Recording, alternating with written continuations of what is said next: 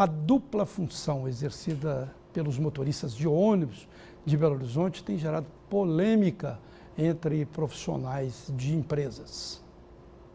A redução do número de cobradores nas linhas de ônibus da região metropolitana de Belo Horizonte levanta questionamentos sobre a sobrecarga de trabalho dos motoristas, que já precisam lidar com o trânsito caótico e com os coletivos lotados. O sindicato da categoria faz um alerta para o risco de acidente para motoristas que fazem também a função de trocador. Já o sindicato das empresas alega que o alto investimento no sistema de bilhetagem eletrônica e o crescente número de usuários que utilizam o cartão como forma de pagamento possibilitam a substituição dos cobradores em determinadas linhas. Vamos analisar isso sobre dois aspectos.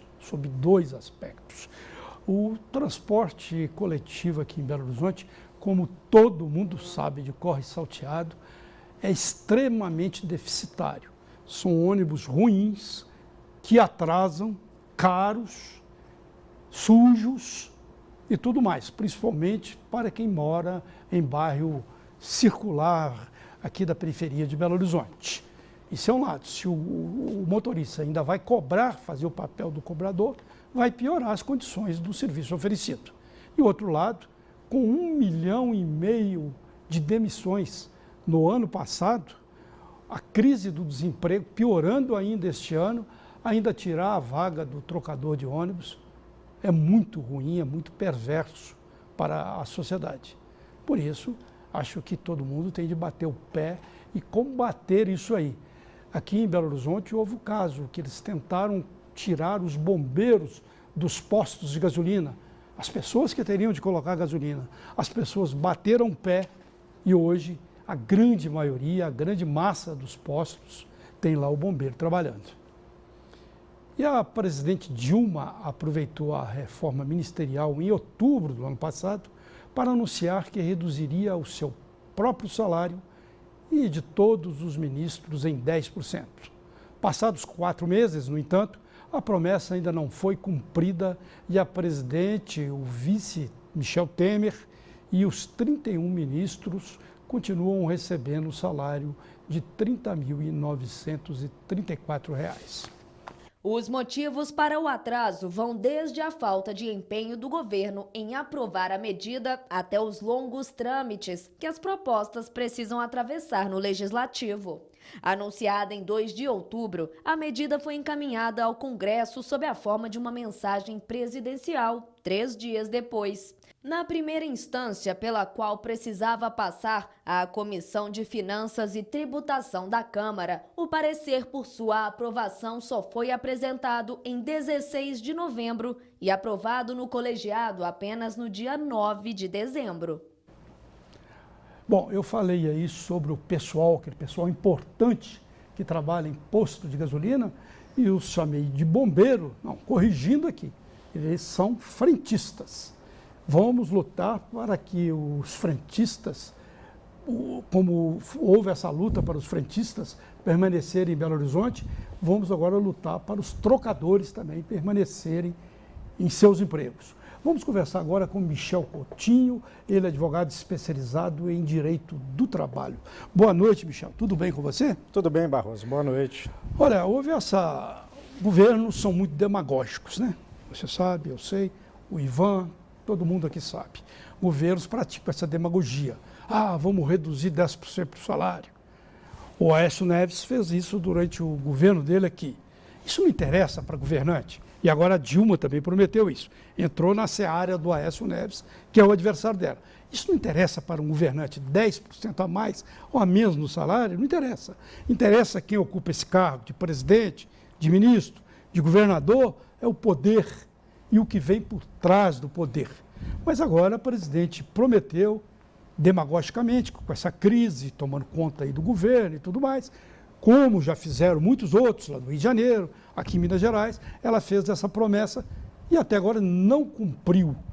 Isso aí, até em termos de direito do trabalho, é complicado, né? Quem promete tem de cumprir, né? Pois é, Barroso, veja você. Ou não vale nada esse tipo de promessa? Nós temos realmente esse componente político, conforme que você muito bem falou, ele acaba interferindo de uma maneira muito pesada sobre as decisões administrativas que o chefe do Poder Executivo deve tomar.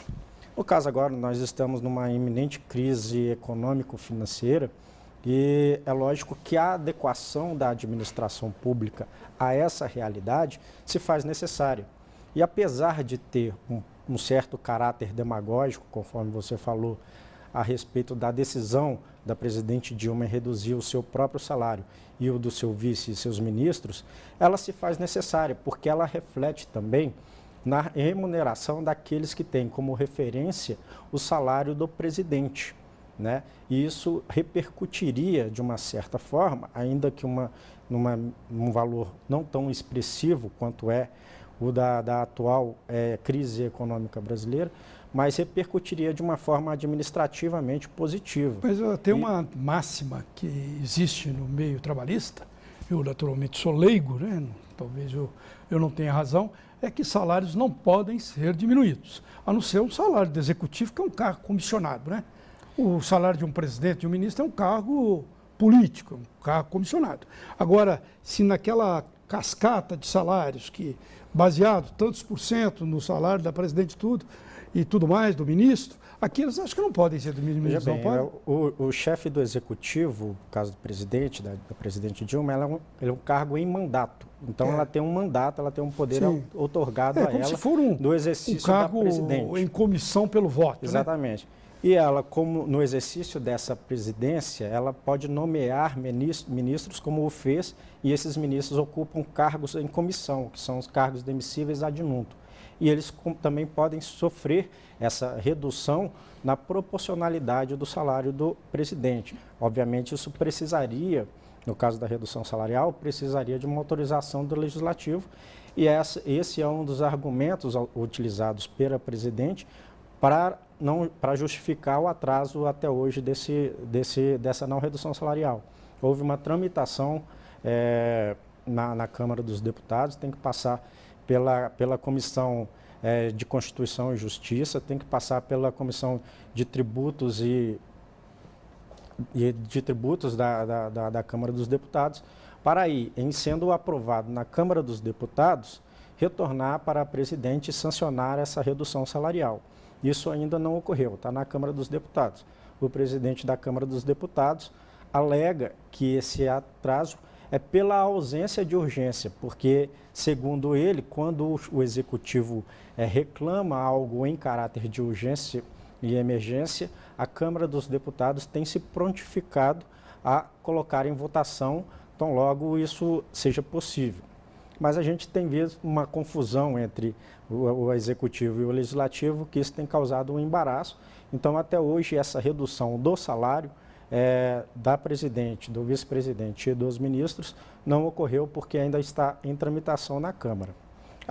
Também... Naturalmente, o presidente da Câmara, que é o principal inimigo político hoje da presidente, não está querendo dar um palanque para ela, né, de aprovar uma resolução dessa, que ela pode anunciar, como eu digo, dessa forma demagógica, que todos os governantes fazem, ou grande maioria faz, que não é só ela, de que reduziu o salário, que é isso e aquilo. Né? Exatamente. E há estudiosos também que dizem que a presidente não está com pressa nessa redução salarial, de olho também numa possível aprovação do retorno da CPMF.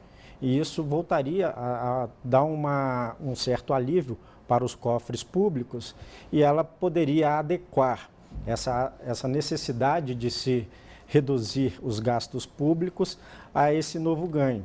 E aí não teria tanto impacto político negativo.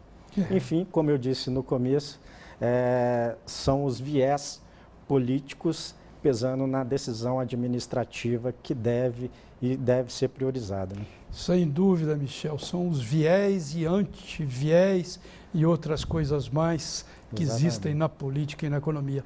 Eu agradeço a você pelas suas informações. Até uma próxima vez. Boa noite. Boa noite.